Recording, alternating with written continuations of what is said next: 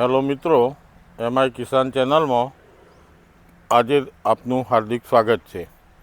આજે તારીખ 24/2/26. મિત્રો, આજ સુધી તમને હું મારા ફિલ્ડના બધા વિડીયો બતાવ્યા, તમે લોકોએ જોયા અને મને કોમેન્ટ પણ સારી આપી કે કાકા તમે જે માહિતી આપો છો ખરેખર સાચી માહિતી આપો છો ફિલ્ડની પપૈયાની. તો આજે હું પણ મારા ખેતરમાં જે પપૈયા વાવેતર કરું છું દર સાલ, જે નર્સરી પરથી હું પોતે રોપા લાવું છું એ નર્સરી પર આજે આવેલો છું.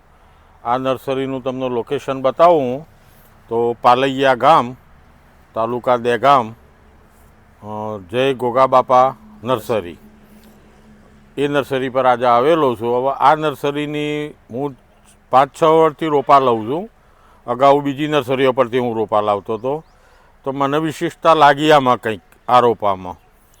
તો આજે આવ્યો તો મને મન થયું મારું કે ભાઈ ખેડૂતોને નર્સરીની એ હકીકત સાચી બતાવવી પડે કે બીજી નર્સરીઓમાંની રોપા કેવા આવું છે અને આ નર્સરીના રોપા કાકા 7 વર્ષથી લઈ છે તો શું વિશેષતા છે.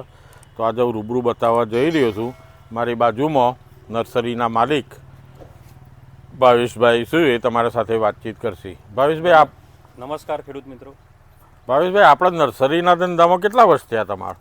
13 વર્ષ થયા. 13 વર્ષથી તમે નર્સરીમાં રોપા, પપૈયા, વેજીટેબલ આ બધું બનાવો છો? બનાવીએ છીએ. વેજીટેબલના અને પપૈયાના રોપા આપણે બનાવ્યા. હવે મારે તમને એ પૂછવું હતું કે હું તમારી જોડેથી મરચાંના પણ રોપા લીધા, તરબૂચના લીધા, પપૈયાના લઉં છું.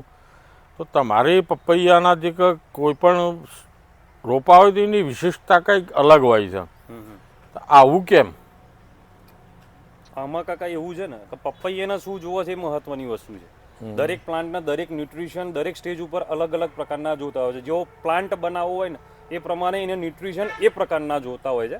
જ્યારે ગ્રોથ કરાવવો છે તો એ રીતના એના પીજીઆર જોતા હોય છે. જ્યારે એને બેઠો બનાવવો હોય, જ્યારે મજબૂત બનાવવો હોય, સ્ટમ્પ મજબૂત બનાવવો હોય, એની પત્તાની શાઇનિંગ બનાવવી હોય, ત્યારે એ પ્રકારના એની શરૂઆતનો સ્ટેજ અને એનો પ્રાઇમરી જે સ્ટેજ હોય છે એનું અલગ અલગ પ્રકારના અલગ અલગ એના ન્યુટ્રિશન બેલેન્સ કરવાના હોય છે. અને આપણે અલગ અલગ પ્રકારના અલગ અલગ એના ન્યુટ્રિશન બેલેન્સ કરતા હોઈએ છીએ. બરાબર.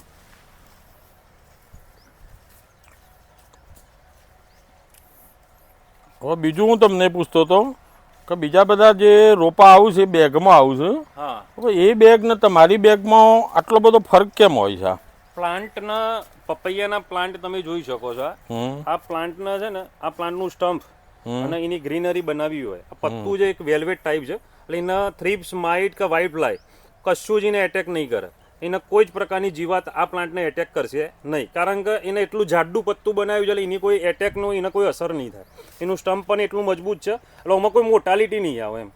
તમે ગમે તેવી તાપમાનમાં ગમે તેવા વાતાવરણમાં તમે પ્લાન્ટેશન કરો તો સૌથી ઓછી ગુજરાતની કોઈ બી નર્સરીની કમ્પેરિઝન કરો તો સૌથી ઓછામાં ઓછી મોર્ટાલિટી આપણી આવશે. બરાબર. અને આના જે રૂટ ઝોન હોય છે જમીનના 2 ઇંચના લેયરમાં જ હોય, એટલે એની પહોળાઈ એને જરૂરી છે એમ. એના સ્ટમ્પ બનાવવું હોય પહોળાઈ એની જરૂરી છે એમ. હાઈટ કરતી એની પહોળાઈ જરૂરી છે, એટલે જેના કારણે એના જે હ્યુમિડિટી ખરી ને એ હ્યુમિડિટી મેન્ટેન થાય એટલે એનો પ્લાન્ટનો જે ઘેરાવો ખરો ને એ મજબૂત બને. આ કેટલા દિવસના પ્લાન્ટ હશે? આ 65 દિવસના પ્લાન્ટ છે. તમે જોઈ શકો છો આ 65 દિવસના પ્લાન્ટ એટલા મજબૂત બનેલા છે એ તમે જોઈ શકો છો ખેડૂત મિત્રો.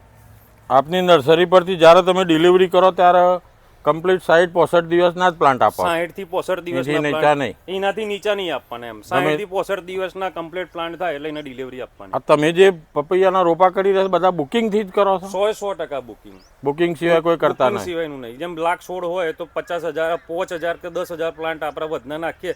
કોઈ જગ્યાએ ખરાબ થયા પ્લાન્ટ આ તે ક્લાઇમેટના કારણે, બાકી એનાથી અસીસ નહીં નાખતા. 100% બુકિંગ હોય તે પ્રમાણે જ પ્લાન્ટ આપણે. તમારા રોપા ગુજરાત ને બીજા સ્ટેટમાં ક્યાં જાય છે? મહારાષ્ટ્ર, MP અને કચ્છ, આ 3 જગ્યાએ 3 સેન્ટરમાં આપણો માલ જાય છે એમ. કારણ કે આપણે બીજે જાય પણ આપણે પહોંચી નહીં વળતા એમ. કારણ કે આપણું જે બુકિંગ હોય છે બુકિંગ 100% જાન્યુઆરી મહિનામાં પૂરું થઈ જાય છે એમ. આપણી જે કેપેસિટી છે જાન્યુઆરી મહિનામાં પૂરી થઈ જાય છે. હવે આ વર્ષે આ વર્ષે નોન્યુ કંપનીનું તાઇવાન 786 નું બિયારણ મળ્યું નથી, તો આપે રોપા નાખેલા છે? ના, તાઇવાન 786 ના નહીં નાખ્યા, કારણ કે કંપનીનું 1800 કરોડનું રેવન્યુ ખાલી ઓનલી ફોર એક જ વેરાયટી ઉપર છે. હવે કંપનીમાંથી શું આવે છે શું નહીં, કંપની જોડે સીડ છે નહીં, બરોબર, અને બજારમાં ડુપ્લિકેટ સીડ વધારે મળે છે એમ.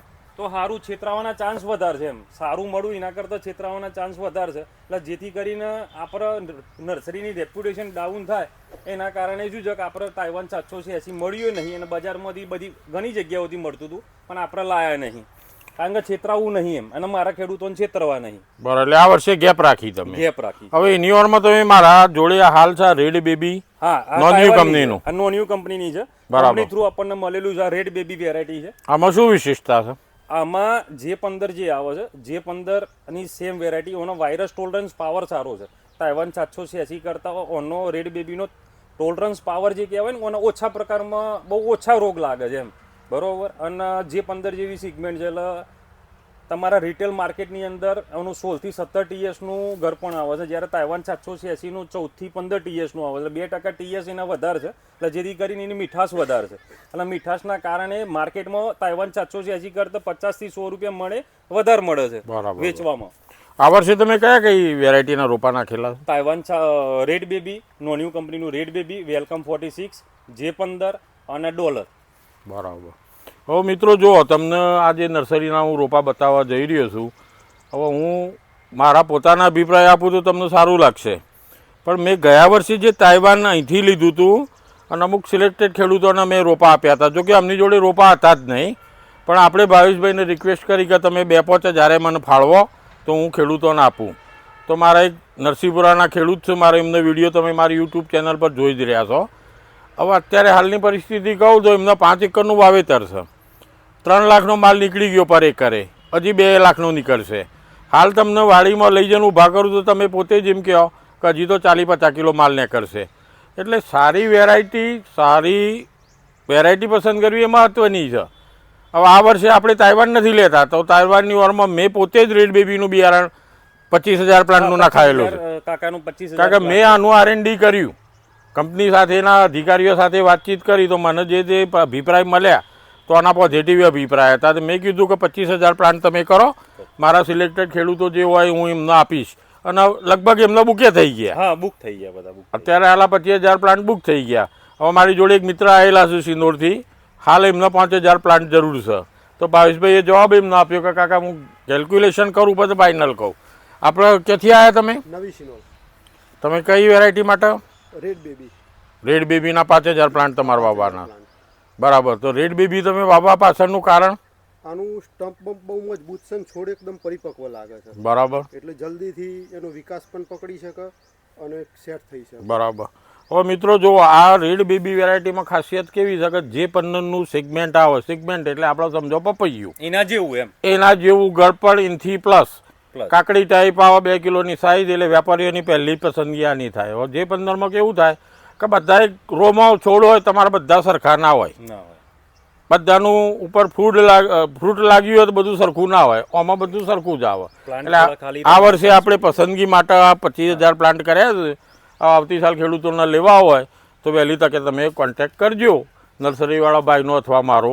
હવે નર્સરીવાળા ભાઈનો નંબર તમને હું બતાવી દઉં. જો આ બેગ ઉપર નંબર છે, તમે ડાયરેક્ટ પણ વાત કરી શકો છો. પણ એ વસ્તુ મેં જોઈ કે કાકા સાચી વસ્તુ ને સારી વસ્તુ ખેડૂત સુધી પહોંચાડવા માટેની પ્રયત્ન કરે છે. હવે મિત્રો જો તમને આ મોબાઈલ નંબર આપું છું, નર્સરીનું લોકેશન આપું છું કે જેથી સારી વસ્તુ ખેડૂત પાસે જાય તો સારું ઉત્પાદન મેળવા એટલે દુઆ માગે આપણા માટે કે ભાઈ કાકાએ જે કહ્યું હતું એ ખરેખર સારી વસ્તુ છે. તો એમને ધંધો મળવાનો છે. આજે મારી પોતાની ક્રેટા ગાડી લઈને મારું ડીઝલ બાળીને 100 કિલોમીટરથી હું આવ્યો અહીંયા આગળ મારા રોપા માટે જ આવ્યો હતો. એમના રોપા જોવા પણ મને દિલથી એવું થયું કે ભાઈ સાલો આનો એ વિડીયો આપણે ઉતારીને પબ્લિકમાં મૂકવો જોઈએ. એટલે કાકાનું કેવું એવું હતું કે સાચો માલ અને સાચી વસ્તુ મારા ખેડૂત સુધી પહોંચાડવી છે. હું કાકા આપણું તો બુકિંગ થઈ જાય છે દર વર્ષે 5-10 લાખ 10 લાખના ખેડૂતો પાછા જાય છે કે ભાઈ આપણે એટલા પ્લાન્ટ નહીં આલી શકતા.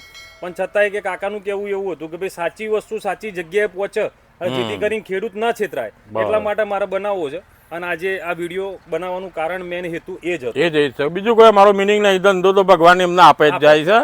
ધંધાની એમને દર વર્ષે 15 લાખ 20,000 પ્લાન્ટ બનાવું છું તો પ્લાન્ટ જતા રહી છે. બુકિંગ સામેથી એડવાન્સ થાય છે, ટોકન જ એડવાન્સ આવે છે એડવાન્સ અને પછી બિયારણ નાખે છે. આજે હું જોયું વેલકમ 46 તો મારી રૂબરૂમાં 3 કિલોનો પેકેટ એમને ફોર્યો. મેં પૂછ્યું કા ક્યારે હાલવાનું છે કે આની ડિલિવરી આપણે 2-2.5 મહિને આપવાની છે, લગભગ એપ્રિલના એન્ડમાં. હા, એટલે એમનો તો ધંધો ચાલુ જ રહેશે, પણ ખેડૂતોમાં એક જાગૃતતા આવે એના માટે આપણે વિડીયો ઉતાર્યો છે.